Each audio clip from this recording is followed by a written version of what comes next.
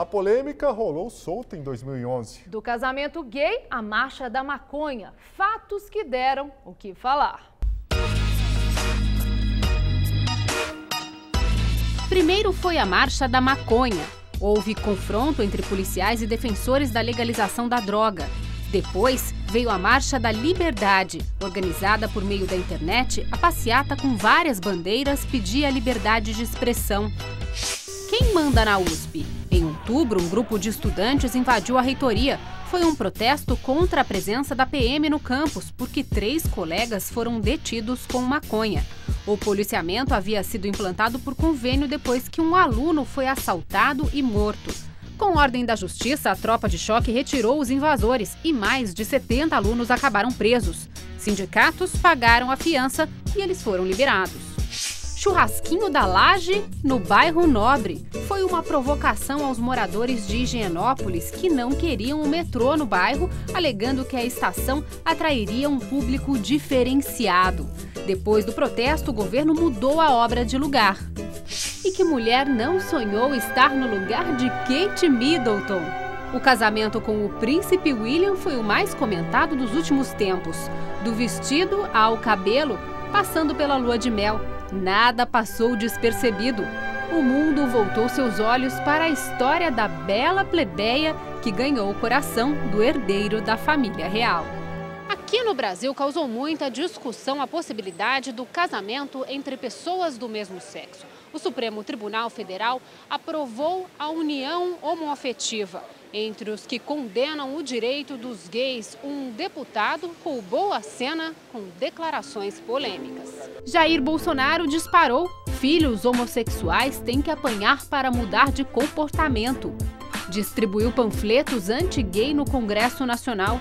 Segundo ele, uma resposta ao kit gay nas escolas. Ideia do governo que não vingou. No dia 5 de maio terminou a votação histórica. 10 dos 11 ministros do Supremo decidiram que casais gays passariam a ter direitos à pensão por morte, planos de saúde familiares, imposto de renda conjunto e herança.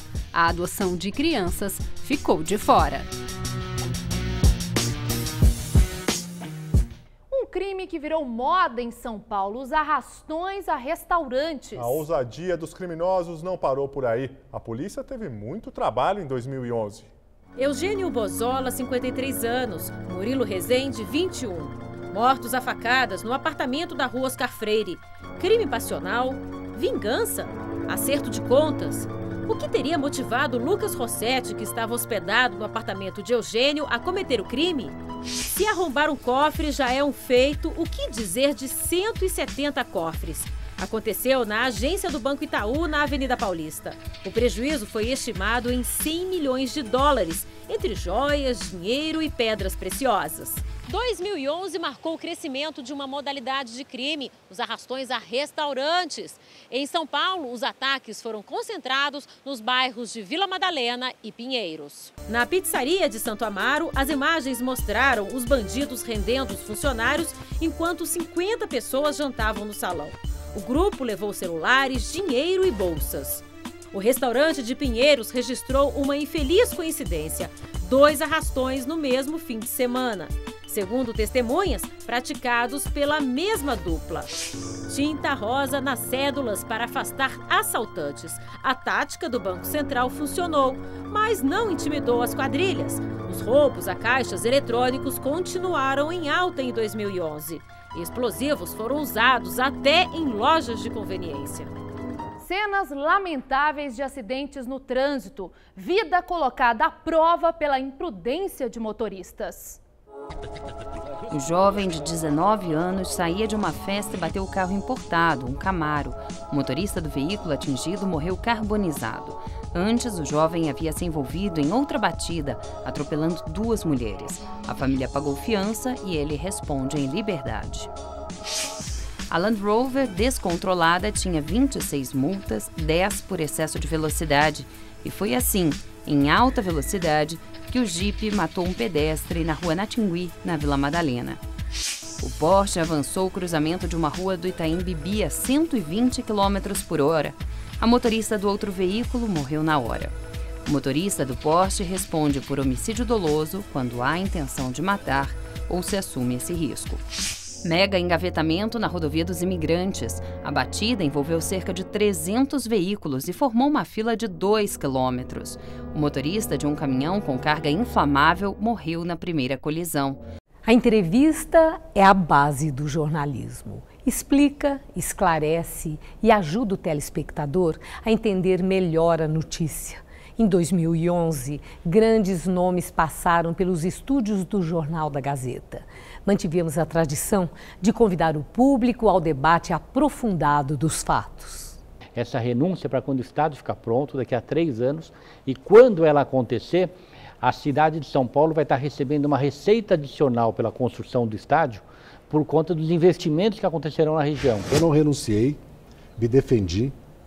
Não deixei de fazer política, não deixei de militar, não deixei de atuar no país abertamente, de cabeça erguida, porque o Brasil conhece a minha história. Eu não posso ter virado chefe de quadrilha do dia para a noite. A comissão reorganiza, pericia, faz audiência pública, faz perícia, faz viagem, tem estrutura, tem condições de levantar toda a história do Brasil, mas ela não tem caráter jurisdicional. 300 mil processos, mais de 100 mil sentenças, já é uma mudança. E volto a dizer, ainda não atingimos o ponto ideal, mas também nós não podemos dizer que estamos no mesmo ponto de há 5 anos atrás. Eu acredito que hoje esse número de pessoas que têm alguma deficiência e saem de casa, o número está aumentando. Mas ainda é pouco, porque só na cidade de São Paulo a gente tem 3 milhões de habitantes com algum tipo de deficiência ou mobilidade reduzida, que seriam idosos, gestantes, obesos. O que nós estamos observando agora é que o mercado interno brasileiro está sendo entregue a produtos importados de forma injusta, porque a indústria brasileira é competitiva, da porta para dentro das fábricas. A solução para a crise da Grécia é como a retirada de um tumor, ou seja, você retira aquele tumor para evitar a contaminação do tecido são, do restante, no caso aí, dos mercados. Comparada à Europa, eu acho que o Brasil vai estar razoável, né? Eu acho que o Brasil deve crescer pelo menos 3%. Hoje em dia, com o crescimento muito baixo da população, 3% é uma cifra razoável.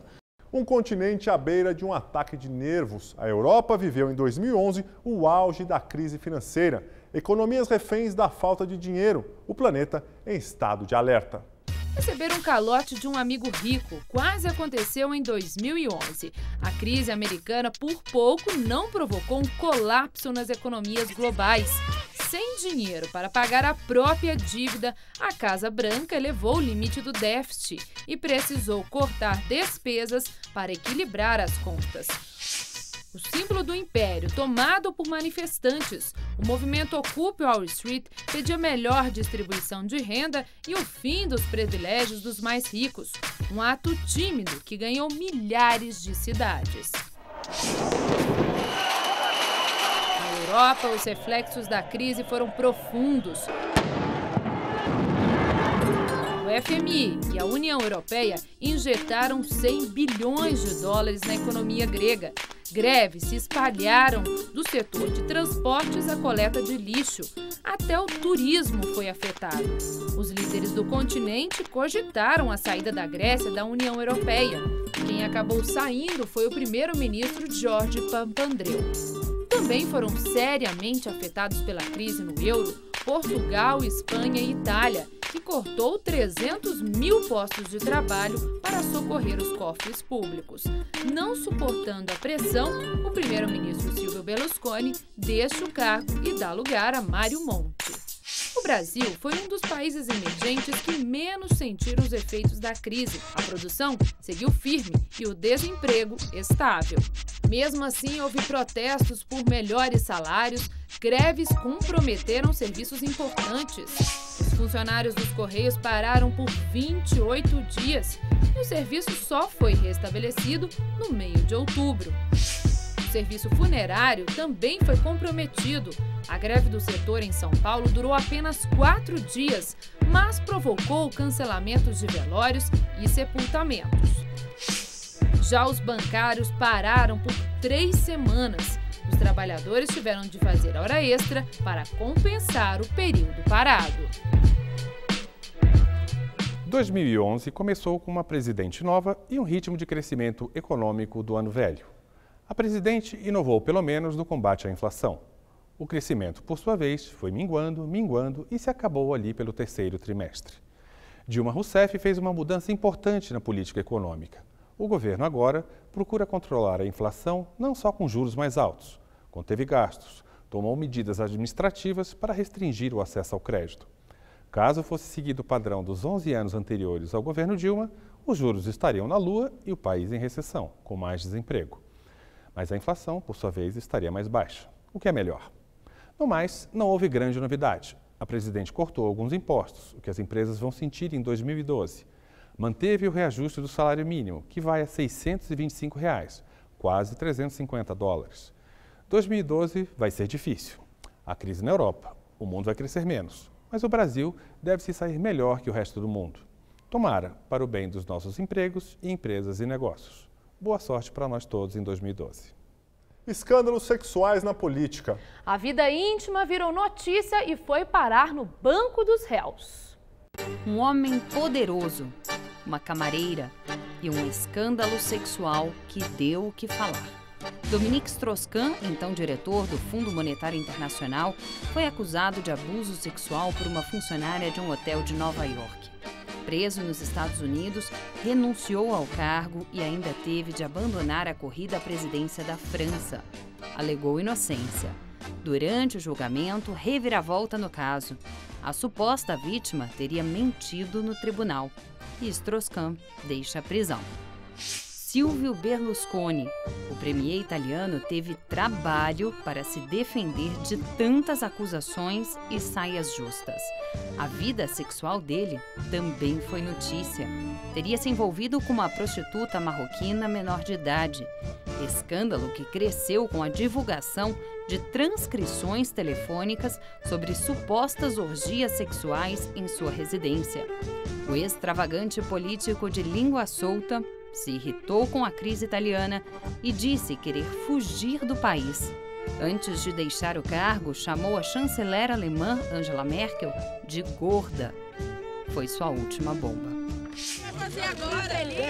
Cesare Battisti se livrou da cadeia. O ex-ativista italiano acusado de matar 4 pessoas havia sido condenado à prisão perpétua em seu país natal. Foragido, ganhou o direito de morar no Brasil. O governo brasileiro negou o pedido de extradição, o que estremeceu as relações entre os dois países. Dos sangrentos confrontos, gritos de socorro, da vitória nas ruas, o calor da esperança. Desenhada pelo povo, a Primavera Árabe fez história em 2011. Foi feita justiça. Assim, Barack Obama definiu pela TV a confirmação da morte de Osama Bin Laden. O líder da rede terrorista Al-Qaeda se tornou o homem mais procurado do mundo após os atentados de 11 de setembro de 2001. Os ataques levaram à invasão do Iraque e do Afeganistão pelas tropas aliadas, no que ficou conhecido como Guerra ao Terror. Bin Laden, vivo ou morto, o exército americano nunca escondeu a pretensão fundamental da ocupação no Oriente Médio. Assim, após anos de batalhas e desencontros, o terrorista que vivia escondido e só aparecia em vídeos e mensagens secretas, foi morto dentro de sua própria fortaleza, uma mansão em Abbottabad, no Paquistão. Houve troca de tiros, mas nenhum militar americano ficou ferido na operação. Não foram divulgadas imagens do corpo e nem detalhes operacionais da emboscada. A Primavera Árabe desabrochou na Tunísia. Um homem se matou para protestar contra o regime do presidente Zine Ben Ali, no cargo desde 1987. Foi a fagulha que faltava para que o coração da população explodisse em fúria. O preço dos alimentos só aumentava. Desemprego e corrupção. Ben Ali foge para a Arábia Saudita e 4 semanas após os primeiros protestos, deixa o governo. No Egito, um movimento parecido começou no dia 25 de janeiro. Foram protestos quase que diários contra Hosni Mubarak. No cargo havia quase 30 anos. O jornal The Guardian descreveu o Cairo como zona de guerra. Egípcios de todas as esferas sociais gritavam a uma só voz. Após 18 dias de confrontos, a renúncia de Mubarak era o desfecho de mais uma revolução. Muammar Gaddafi resistiu até onde pôde. A queda dele após 42 anos foi a mais dramática do mundo árabe. Meses de uma sangrenta guerra civil. Rebeldes tomaram cidades, Gaddafi e o filho são capturados e mortos. Nas imagens é possível ver Gaddafi no momento em que era dominado pelos rebeldes. Caía mais um regime autoritário. Além da Tunísia, Egito e Líbia, 2011 registrou grandes protestos e combates contra os regimes da Argélia, Bahrein, Djibouti, Iraque, Jordânia, Síria, Omã e Iêmen. Se todos caminham rumo à democracia, só o futuro irá dizer. Mas sobre o sol do Saara, a Primavera Árabe mostrou em 2011 que a liberdade também pode florescer no deserto.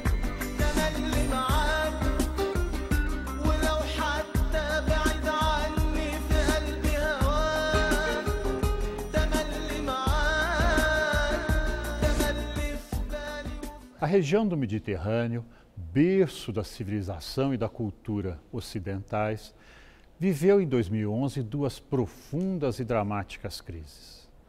Na parte sul, do mundo islâmico, do mundo árabe, revoltas populares colocaram abaixo regimes ditatoriais de fundamento secular em toda a região, da Tunísia até a Síria, passando pelo Iêmen e também pela Líbia.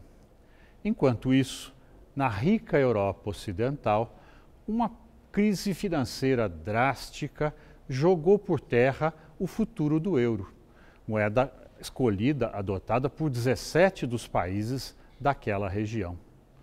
Num e no outro caso, crises de liderança profundas deixam o ano de 2012 com uma forte interrogação.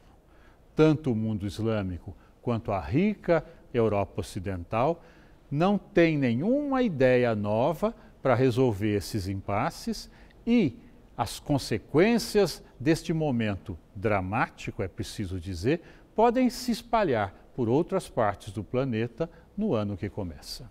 A morte de Amy Winehouse, o legado de Steve Jobs e o sucesso do Rock in Rio. Veja ainda a seguir os fatos que marcaram o esporte em 2011. Até já!